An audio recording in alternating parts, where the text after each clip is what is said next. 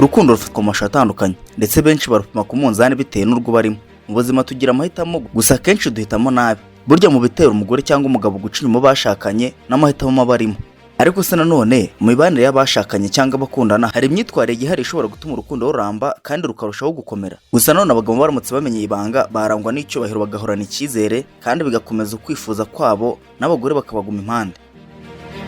Kise kandi ngo raporo y'urwego rw'ubucamanza mu Rwanda yerekanye ko mu mwaka wa 2022-2023 inkiko z'u Rwanda zerekanye ko gatanya za burundu ari 375. Ni mu gihe mu mwaka wakurikiye 2022 hatanzwe gatanya ku ngo zigera mu 3322 za gatanya. Reka none ntituvuge ku bindi cyangwa twibande ku bindi, ahubwo tuvuge ku bagore n'abagabo. None se ni iyihe mpamvu umugore ashobora guca inyuma umugabo we ariko ntafatwe? Mureke tureke kubanziriza ku bibi ahubwo twibanzirize ku byiza. Mureke tubanzirize ku bintu bitandatu abagabo bakora bikabafasha kugumana urukundo rw'abagore babo.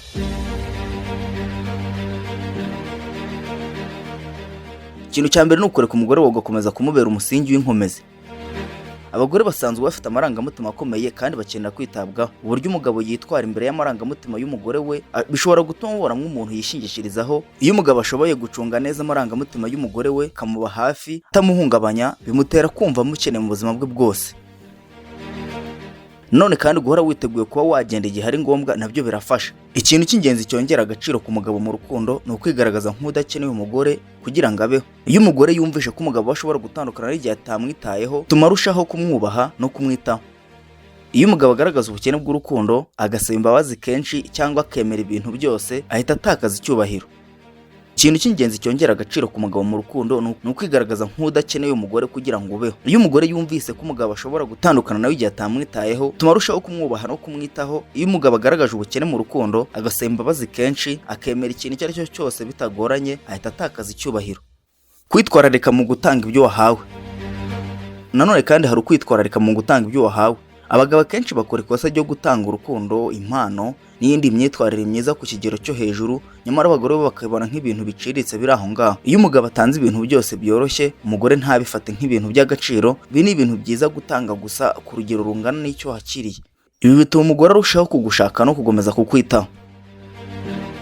Ikindi ni ugushyira ubushake n'ubushobozi mu buzima bw'imibonano mpuzabitsina. Iyo imibonano mpuzabitsina ihindutse umukino usanzwe, umubano wanyu utagaciro. Kunoza ibintu bitandukanye no gushimisha umukunzi wawe ni ingenzi kugira ngo atazagira irari ryo gushaka abandi.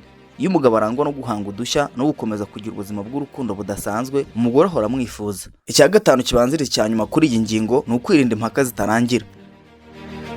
Si byiza kugwa mu gishuko cyo gutangiza impaka ndende. Abagore bafite amarangamutima akomeye, bityo umugabo yihanganiye impaka agakomeza kwigira umuntu utumva, ahita aba intwari mu maso y'umugore. Guhitamo gutuza, kwituriza no kugaragaza ibyo wifuza binyuze mu bikorwa byo guhora mu mpaka ni intwari ikomeye yo kugira umubano ukomeye. Icya gatandatu aricyo cya nyuma kuri iyi ngingo ni ukwirinda kurema isura y'umunyantege nke. Umugabo urata umugore we cyane akamuha byose akifata nk'udafite agaciro, aba arimo kwisenya ubwe. Abagore bakunda abagabo b'abanyantege nke, ariko kandi bakunda kugorwa no kubona umusore wiyemeje kubaho adafite intege. Akenshi umugore akunda umugabo umuha agaciro ariko akiyubaha. Mu gusoza ibintu byagufasha kugira ngo umugore we ntazigera guca inyuma cyangwa kwiharira urukundo rw'uwo mukundana, kugira ngo urukundo rurambe, umugabo agomba kwibuka no guha agaciro amarangamutima ye, kwirinda kubaho gukinishwa ndetse no kugira ubuzima burimo intege. Ibi bizatuma umugore amwubaha, amukunda kandi yifuze kuba yamuhorana nk'umuntu umumariye byinshi. Dore nanone impamvu 5 umugore uca inyuma umugabo we atajya apfa gufatwa. Abagore bazi guhisha ibyiyumviro byabo. Niba uri umugabo biragoye cyane gufindura niba umugore wawe afite ibyiyumviro bitandukanye n'ibyawe, kuko bashobora guhura bakigira nkaho bataziranye kandi baziranye. Ikindi kandi abagore bazi guhisha amabanga. Biragoye cyane kuzamenya ibanga umugore yaguhishe kurenza uko byoroshye kuba umugore yafindura ibanga umugabo we yamuhishe. Ikindi cya gatatu abagore bagira amahitamo utakeka. Ushobora gukeka ko umugore wawe yaguciye inyuma ariko ukaba utakeka ko babikorana. Hari ubwo ubutekereza ko babikorana n'umugabo ufite amamodoka cyangwa se imitungo myinshi cyangwa se ubwiza bw'imiterere idasanzwe, ariko nyamara ugasanga ibyo byose abikorana n'umuzamu wo mu gipangu muturanye cyangwa uwawe wihembera ku kwezi.